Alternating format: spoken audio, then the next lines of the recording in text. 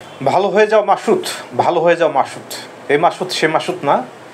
এই মাসুদ হলেন আব্দুল হান্নান মাসুদ, জাতীয় নাগরিক পার্টির মুখ্য সংগঠক। উনি বেশ সমালোচনার শিকার হচ্ছেন। দেখুন, নেতারা তো উপকারই করতে চায়, উপকার করতে গিয়ে উনি সমালোচিত হচ্ছেন। কী উপকার করেছেন? গতকাল ধানমন্ডিতে একটা নাটক হয়েছিল, সেই নাটকে 3 জন ছাত্র সমন্বয়ককে পুলিশ গ্রেপ্তার করেছে। তাদেরকে ছাড়াতে গিয়েই উনি সমালোচিত হচ্ছেন। হান্নান মাসুদ আবার বলেছেন যে উনি থানায় এমনিতে যাননি, উনি ডিএমপি কমিশনারের অনুরোধে গেছেন। আচ্ছা হান্নান মাসুদ, আপনি ডিএমপি কমিশনারের অনুরোধে গেলেন, গিয়ে সমঝোতা করলেন।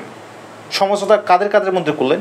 পুলিশ এবং ছাত্রনেতাদের মধ্যে সমঝোতা করেছেন। এটা কি এভাবে কি সমঝোতা হয়? সম্ভব এটা?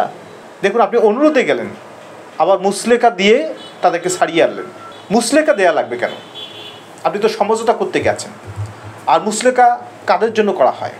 যারা অপরাধ সংগঠিত করেছে আর ভবিষ্যতে অপরাধ সংগঠিত করতে পারে, এই ধরনের ব্যক্তিদের তো ছাড়িয়ে আনতে মুসলেকা লাগে। আপনি নিজের জিম্মায় নিয়ে সমন্বয়কদের ছাড়িয়ে এনেছেন, পরবর্তীবার তাদেরকে ছাড়া হবে না। পুলিশ স্পষ্ট বলেছেন যে এবার তাদেরকে ছাড়া হলো, পরবর্তীবার একই ধরনের অপরাধ করলে তাদের বিরুদ্ধে আইনানুগ ব্যবস্থা নেওয়া হবে। এই নাটকের প্রধান চরিত্রে ছিলেন মোহাম্মদপুর থানার বৈষম্যবিরোধী ছাত্র আন্দোলনের আহ্বায়ক সাইফুল ইসলাম রাব্বি। উনি সহ কয়েকজন মিলে হাক্কানি পাবলিশার্সের মালিক গোলাম মোস্তফার বাড়িতে ঢোকার চেষ্টা করেন। ঘটনাস্থলে পুলিশ পৌঁছে গেলে এই সমন্বয়করা পুলিশদের উপর দাবি করে বসেন যে হাক্কানি পাবলিশার্সের মালিককে গ্রেপ্তার করতে হবে, উনি আওয়ামী লীগের দালাল। পুলিশ স্পষ্ট অবস্থান নিয়েছেন, যার বিরুদ্ধে কোনো মামলা নেই, আমরা তাকে গ্রেপ্তার করতে পারবো না। এখন সমন্বয়কদের দাবি একটাই, তাকে গ্রেপ্তার করতে হবে, তার বিরুদ্ধে অভিযোগ রয়েছে, আগে গ্রেপ্তার করুন, পরে আমরা মামলা করব। পুলিশের অবস্থান স্পষ্ট, তারা গ্রেপ্তার করবে না। একটা পর্যায়ে কথা কাটাকাটি হয়, ধস্তাধস্তি হয়, শেষ পর্যন্ত পুলিশ আইন প্রয়োগ করতে বাধ্য হয়। তারা এই সমন্বয়কদের গ্রেপ্তার করে।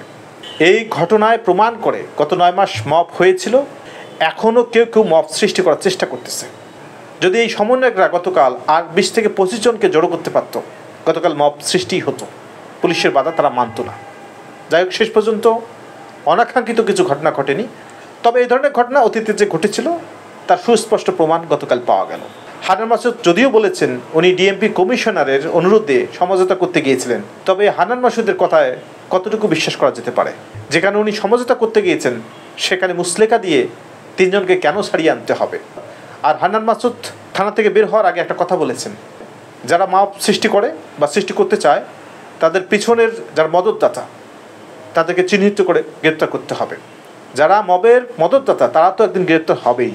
যারা মব সৃষ্টি করতে চায় তাদের ছাড়িয়ে আনতে আপনাকে কেন সমঝোতা করতে হবে, কেন মুসলেকা দিতে হবে? প্রশ্ন রেখে গেলাম। ধন্যবাদ সবাইকে।